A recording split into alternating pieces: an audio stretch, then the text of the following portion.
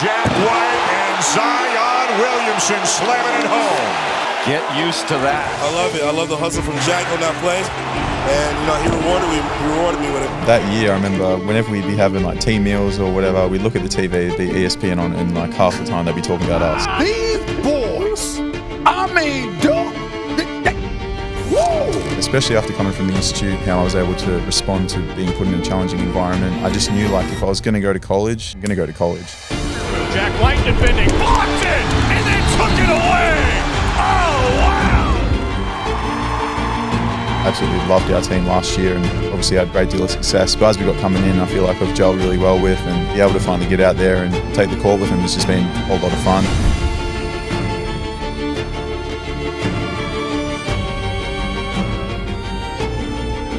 What up, big fella? You look fit. Trying, mate. Been weightlifting for a few months now, but it's good to feel like a basketball player again. Mate, Dill, he looks fitter now than he's ever looked, right? Yes. You look great. I think it's a haircut. You're a monster in the weight room, though. I appreciate You're it. a monster. I'm trying. Hey, what's it been like for you? You go through college, you get your first professional job, you're doing unbelievably well, you're on a great team, and then the injury.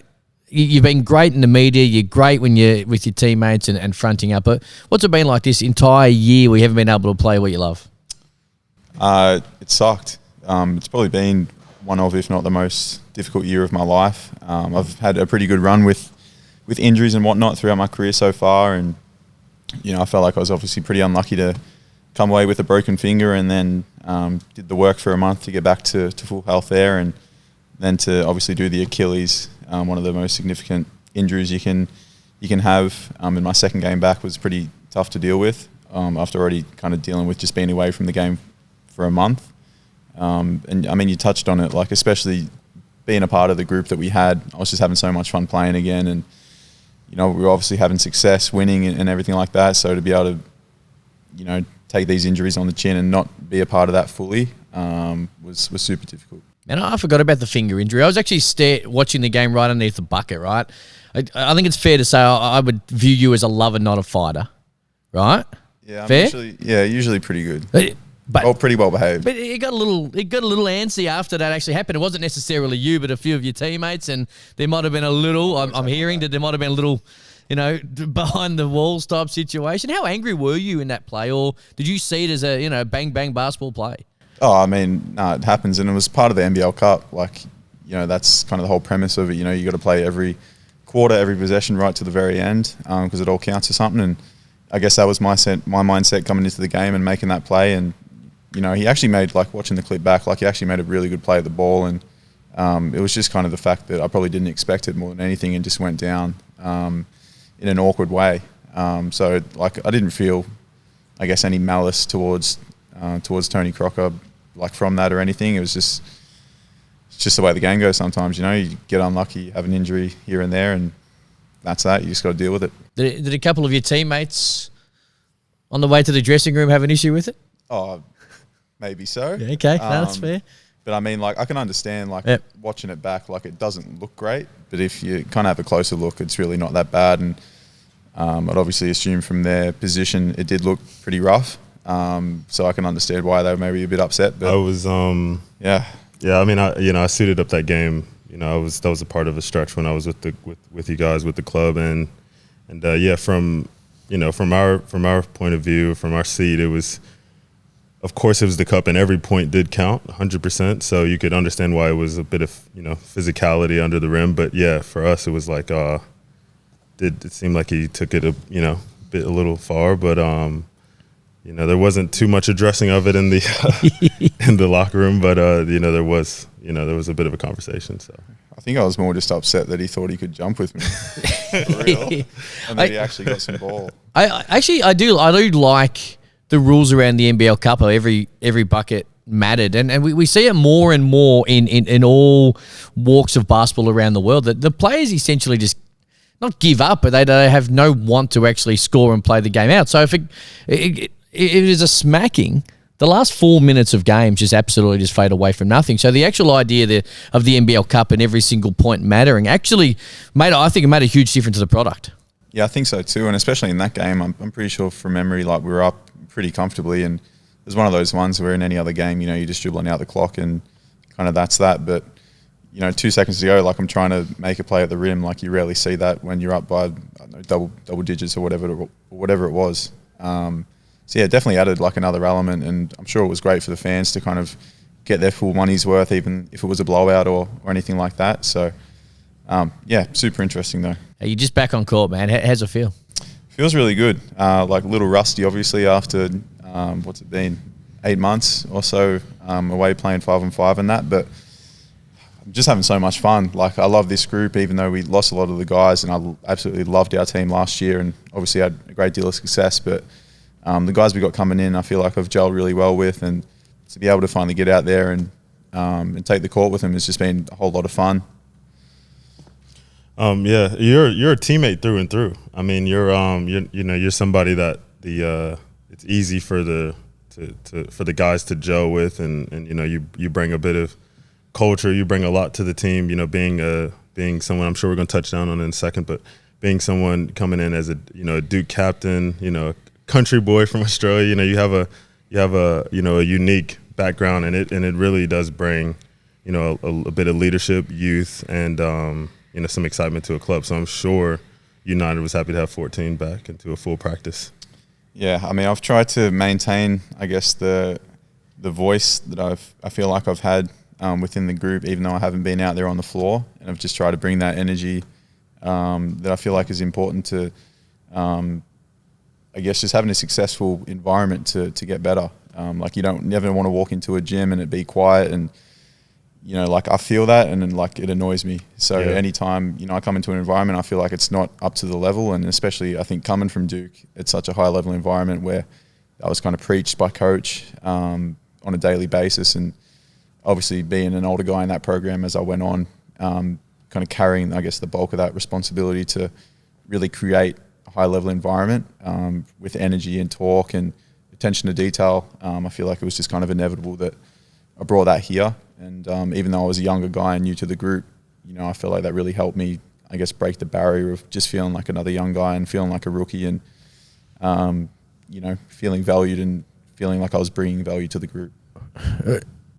What was it like the first time you met Coach K? Well, I remember the first phone call we had. It was really random. I was actually in Cairns with the Taipans. I'd finished high school, done a few visits, and it got calling up to be an injury replacement player.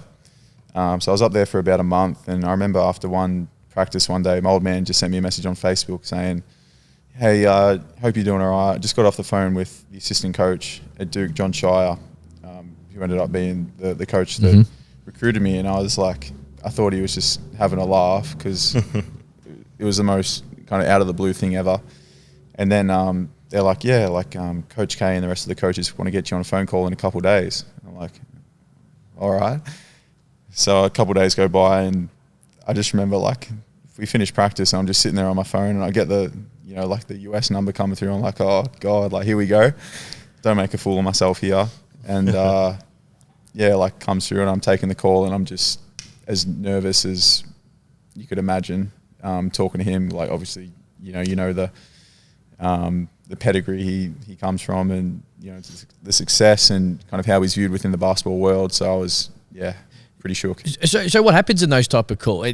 Funnily enough, I've never received a recruiting call, but here we go. Maybe still time to come. But like, is he pitching to you why you should go there, or is it simply a conversation to try and get a feeling? Like how does that kind of thing work? If I recall correctly from that one, it was more just to kind of get to know you sort of thing. Like that was our first time really interacting, or them really interacting with me. So it was more just kind of a general chat, and you know there was a little bit of like, you know, we see how you could fit in here, you know, both athletically and academically, and obviously, you know, knowing that college was the route I wanted to pursue, and knowing Duke, you know, you get the best of both worlds, basketball and school. So it was something that I was really interested in from the get-go, and kind of just, I guess, confirmed my interest in going over for a visit, and I started, I guess, organising that. But yeah, it was all like pretty surreal. I feel like the whole experience of that first call was a bit of a blur, just because I was kind of so, I don't know, just shook from it. Well, it worked out, Dill, because he ended up there and had a great college career, and here you sit today. Yeah, I think I think back to the recruiting process for myself. Obviously, not the. I wasn't getting the rings from Coach K, but I think No, me neither. I think of how exciting a time that is. So you were Duke. As soon as you heard Duke, you were thinking that's the one. Yeah, well, I was definitely intrigued. I went and visited Boise State, Temple, and Hawaii previously, which are all like obviously smaller schools compared to Duke, and I kind of wasn't sold directly on any of them after that initial visit. So I kind of just put it to bed for a little bit, especially after I got the call to go to Cairns. I was like, look, I just really want to focus on this opportunity that I'm getting here and make the most of it. Like maybe the NBL is a good path for me to take if an opportunity comes up there. But I was really kind of just going with the flow, and the Duke thing kind of came out of nowhere. And while I was up there as well, like had a few other kind of bigger name schools reach out. But I just knew like if I was going to go to college, and like especially after coming from the institute, like I guess finding out how I was able to respond to being put in a challenging environment and working my way up, I guess the food chain. I was thinking in my head, look, if I'm going to go to college, like I'm going to go to college and like challenge myself as best I can, both athletically and academically. And I think, it was pretty clear for me to see that Duke was the place to do that. So what happens when you walk onto campus? Does it automatically just wash over you, the hatred for North Carolina, or is that instilled into you over a preseason? Do you take classes on it? Yeah, may as well have.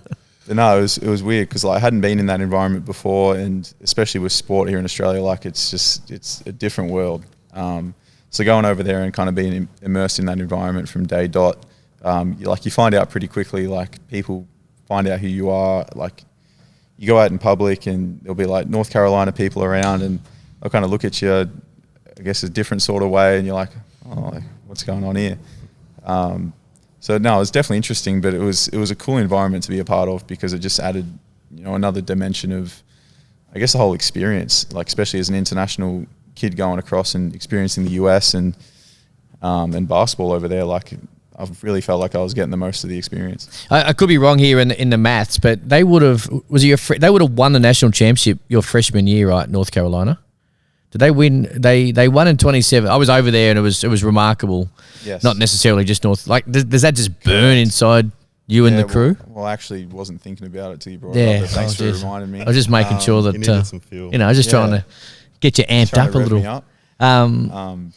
But yeah, like definitely adds a bit, and because I know that like Duke obviously won it in 2015, and with the teams that I was a part of, like I'm looking back on it, like super disappointed that I didn't have the chance to win a championship myself.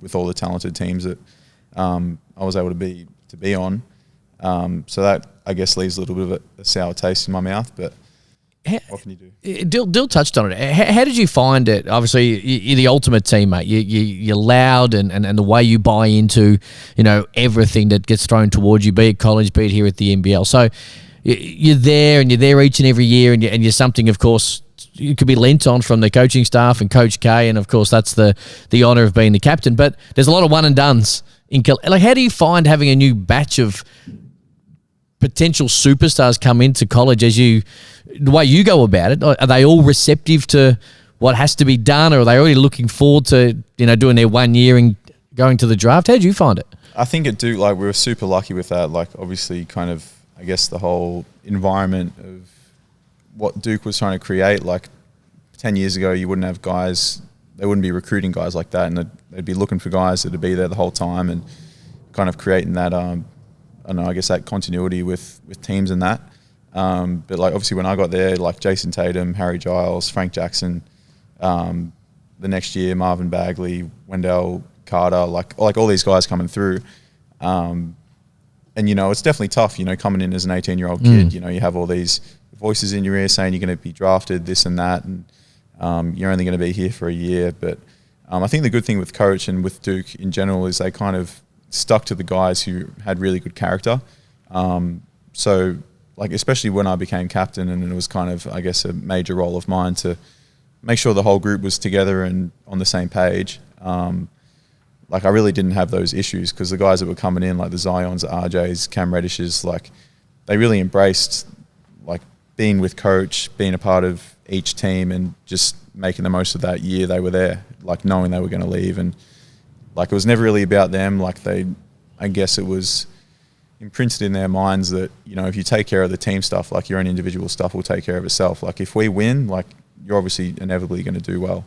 And that was really how we looked at it. And that made the whole process of getting you guys in and buying in and feeling like a team, like a real tight-knit team, a lot easier than it would have been if we were just going for guys that were obviously really talented but didn't have that character and weren't ready to buy in the same way.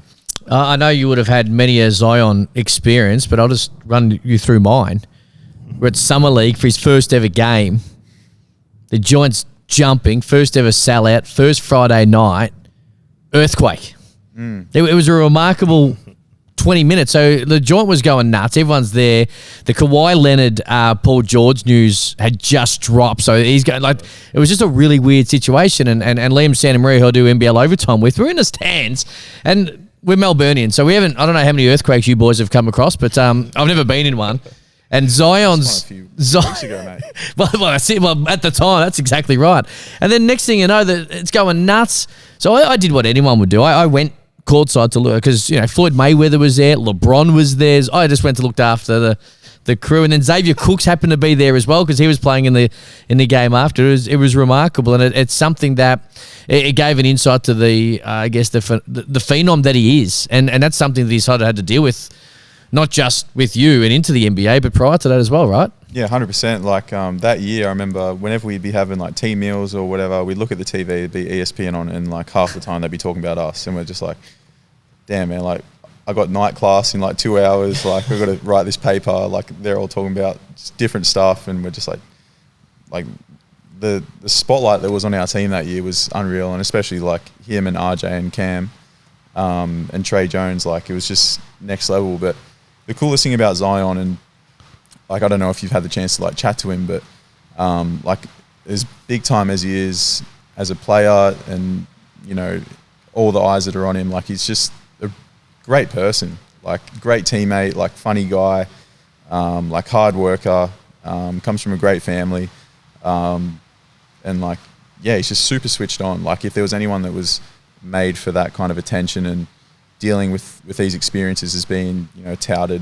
this and that, and like 18 years old, like he's kind of the right guy to handle it, I think. So, yeah. You know, I'll give you a quick story. My growing up in Virginia, of course, when you live in that area, that region, you have to be one side or the other. You have to be a Duke or a UNC family, not just a person. You got to be one or the other. And you know, my brother, during his senior year of high school, he was going back and forth trading, you know, the record for threes made in a season with another fellow Virginian and one of his conference rivals, but it was JJ Redick. And you know, he goes on to Duke, of course. And, you know, as he comes back, I worked a few camps with him, got to meet him, got to meet a few people in his family, his brother and stuff. And you realize, like, you know, he became, you know, one of the best marksmen in the history of college basketball and one of the best marksmen in the history of NBA.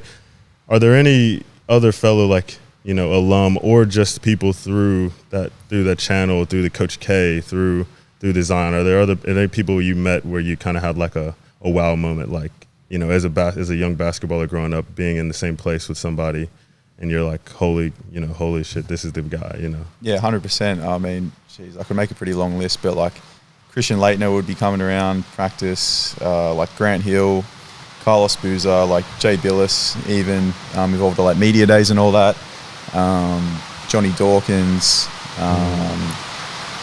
like Battier's been around, like, and that's a cool thing. Like all these guys are coming back at different periods of the year and like checking in and seeing how the team's going, like giving advice and like it really, I guess, speaks levels to like the brotherhood and like I guess the culture that the Coach K and everyone involved with Duke basketball has created. So it's a really cool thing, and like something I look back on like pretty fondly is the opportunity to meet and speak and just converse with these great minds of the game and guys who had such big time success in the program. I'm a simple guy, right? Very simple. Man, Duke need a bigger basketball stadium. You're cramming 10,000 in there when you could probably fit 25. I'm just like, build a new joint and make more money. It's not a bad idea, but I mean, I guess the reason behind it, like, there are some seats in there which have no right being in there at all. And I guess the fact that like the students and everything like that, like they stand up for the whole game, it just adds like another dimension to playing in there, and you know, just makes it its own little unique place. But like I loved it. Like I feel like I'd rather be playing. I feel like I'd rather want to play in a place like that where it's really on top of you and you can really just feel the energy, as opposed to like a big like 20, 30,000 place, 30,000 like capacity arena. But I don't think it'd be a bad shout to put a few more seats up in there. When you finished up at college, mate, what was the original plan? Was it always come back to Australia? Did you look at other obviously the NBA's floating around as well when you have a career like you did it? Like what was it like for you coming out of college and having to make that decision when it comes to am I going to go professional back home? Am I going to try to go Europe? The NBA, am I going to try and tough it out? And if I don't get drafted, what was going through your mind? Yeah, I mean, it was pretty full on and like pretty sudden just because of the COVID stuff. Like COVID shut off our season like the morning of our first postseason game. So I remember like that day, like we're hopping on the bus back, and my old man was actually in the States as well, and like they cancelled the rest of the season, and I'm sitting there like, oh well, that's college done. Well, how emotional was that? Because like you do 4 years and everything is geared towards a national championship or at least postseason success, and then you wake up one day, no one has any idea what this pandemic's about, but the NBA really started it all with the Utah Jazz situation, and all of a sudden the whole world stops. Yeah. Like, what's it like? You've done 4 years and you got no bloody idea what's going on. No, 100%. Like we were sitting in the hotel room like that night when stuff was going down, and it comes out like Rudy Gobert and Donovan Mitchell, and we're sitting there like we're looking at each other like, because we didn't know like what COVID was, and we're like legitimately scared, and we're like, what's going to happen with all this? And then like we're obviously having conversations with the coaches, and like we're all like pretty worried about what's going on. And comes to the next morning, I remember like me, Trey Jones and Javin and Justin Robinson, we went and met with coach and just kind of, I guess, went over the vibe of the group, and like the last thing guys were worried about was playing the next morning. Yeah. And like we got to the morning and like all the announcements had been made, and yeah, we were all just sitting there and like had team meeting, and we had all the families that had come to watch, and we're just sitting there in this room and like get kind of the news broken to us, and like we're all just like crying because we really thought like we were on the right path. Like we just beat North Carolina at home and had some good momentum coming into the postseason. Like it was all looking good for us, and we really felt good about our chances to have a really good run at a championship.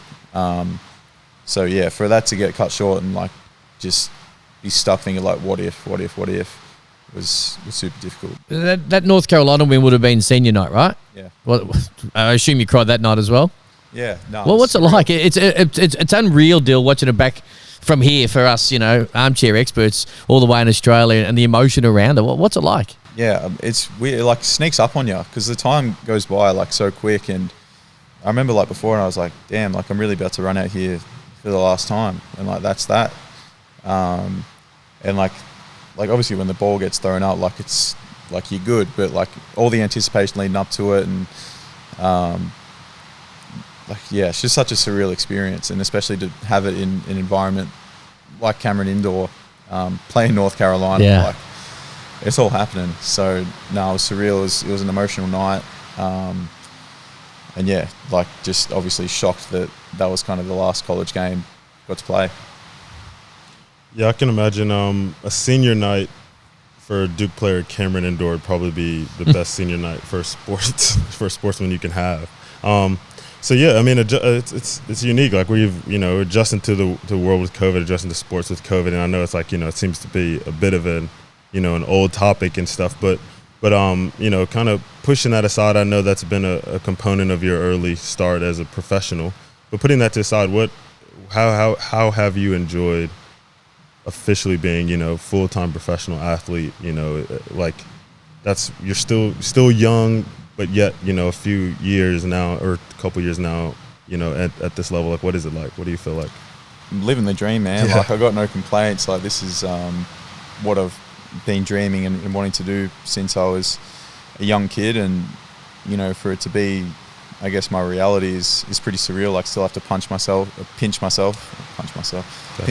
times, and yeah, just like really understand like the kind of position I'm in, and how grateful I should be that I'm able to do this for a living. Like get to play the game I love, and you know, like it's absurd, and especially to be able to do it like as part of such a great group and such a great program where it doesn't feel like a job. Like I'm sure I can speak on behalf of everyone in the group that just turning up here to work every day, like it just doesn't feel like that. Like just feels like I'm out here playing basketball with my mates, and we're trying to make each other better, and we have a common goal. We're trying to win a championship, and like that's that, and we just happen to be getting paid for it.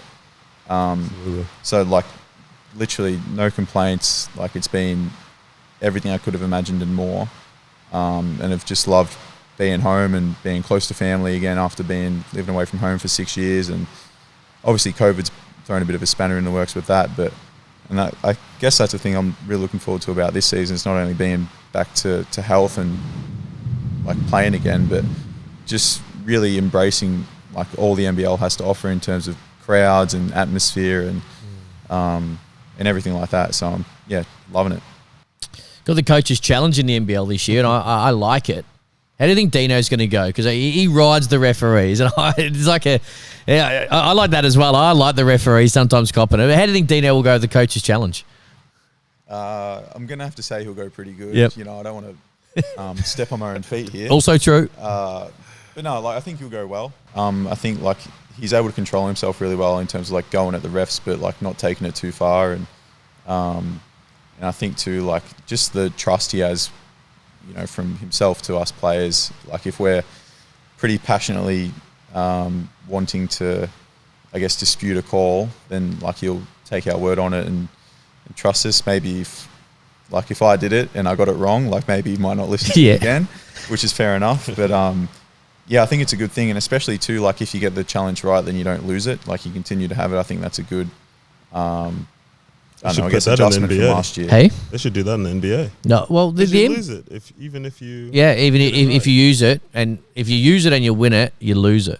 Yeah, that's how. Which is ridiculous. I don't know if that's how it should be. It should. It's like anything in sport, and to be fair in life, if you are right, you shouldn't lose whatever the situation is. Like it is a weird situation, but the NBA, funnily enough, is probably the reason as to why the NBL have cut this off quickly. Because talking from me from the stands last year, like the amount of times that the referees go to the monitors, and it's like, geez, come on, guys, like back yourself in. They do a really good job, the NBL referees. I'm sure that sometimes you think otherwise as a player, but like just back yourself in. I was looking at some of the stats, some of the information last week or so. I think they had like a 92% success rate with their original call, and then they go waste 2 minutes going through every single frame. It's like, hey guys, back yourself in and put the onus on the coaches a little bit. And the thing with what you players did really well last year, I'm not specifically putting you out, although Jack, I'm sure it happened to you once or twice, is that you would start to do the signal and talk the referee into it, who would then march over and check it and then back the original call. So I think that goes away a little bit, and I think the fans are going to be the main, and the excitement and speed of the game be the main benefactor. Yeah, I'm not sure if I pulled out the old review signal, but yeah, I think it'll be a good thing, and I think like dealing with referees in that respect, it's just part of the game. Yeah. Like just like players have turnovers and make mistakes. Like we're only human, they're only human. Like that's why like I hate seeing people like just getting into referees like they're trying to make mistakes or like trying to throw a game or like they're not trying to do well themselves. You know what I mean? And yeah, like it's just part of it. I feel like people just really need to embrace it, and like there's going to be bad calls, but like hopefully it'll balance out. But if not, like that's basketball. Like the amount of turnovers, like average a dozen turnovers in a game, like it's a lot of mistakes. I can't remember the player. Can't even remember the team, but there was a game in Cairns I was broadcasting, and he dribbled off his foot straight out of court, and then he's trying to get the ref to go look at the monitor and said, hey, the only thing you're going to see is a horrible turnover. I like that. And I also like, I understand technology, why it's brought in and the try to get the perfect result, but sport isn't perfect. Life isn't perfect, and I do like the idea. I think we've gone too far. For 100 years of sport right across the world, we've handled it without any technology, and traditionally the best team wins. In fact, always the best team wins, and you have to go a long way to find an actual major sporting competition that a team won because of an umpiring error. And now all of a sudden we try and make an imperfect world perfect, and I do like this idea.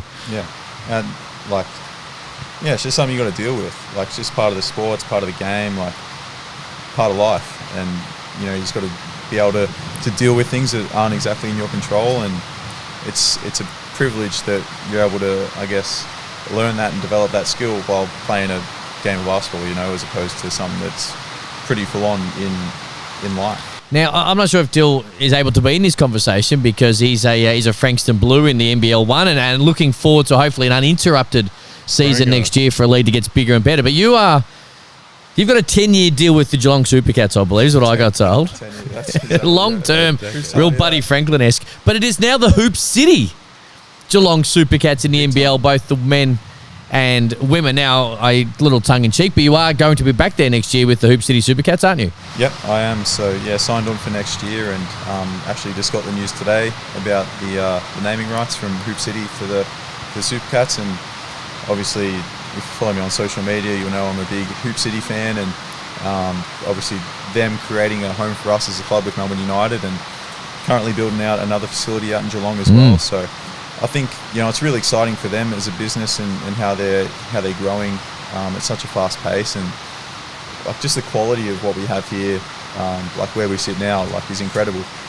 So I'm really just looking forward to, I guess, seeing how they continue to develop, and as well, obviously with Geelong, them hopping on board is a really cool thing, and I'm sure it'll definitely give us the edge over Frankston that we didn't really need to start off with, but we'll be all right. Definitely needed it when we beat you guys last season. You're the mayor of Hoop City, Dill. Have you been down to Geelong yet and checked? It's getting close. I know it's not completed, but have you been down and checked out the space or not? Not yet, but I'm going down next week. Been a part of the updates on what's coming along, the court getting down and the rings being put up. It's exciting because I remember this one when it was just a warehouse. So to see where it's come to now, it's it's an exciting process that I'm looking forward to seeing again. Can't wait for it. I've got to get out of here. I know, Dill, you're going to go lift some weights. Well, you've been lifting weights for 10 months, so maybe go do some more bicep curls. But could you give me some tips upstairs? I'm just trying to get a little more. Hey, bro, just get on the stronger. vegan protein. It's the vegan. Change your heard life. it There you here go. first. The Plant-based. vegan protein. hey, Are firstly, you plant-based? Not completely, Okay. but just supplement it in. You won't I like regret it. hey, mate, two things. Firstly, thanks for joining us. But secondly, we can't wait to see you back out there. And I speak for just not Melbourne United fans and just basketball fans, because we love watching you do your thing, mate, and looking forward to the next couple of weeks you're getting back out there, mate, and donning the 14, mate. Good luck, and thank you. No, thanks, fellas. Appreciate you all. Thanks, man.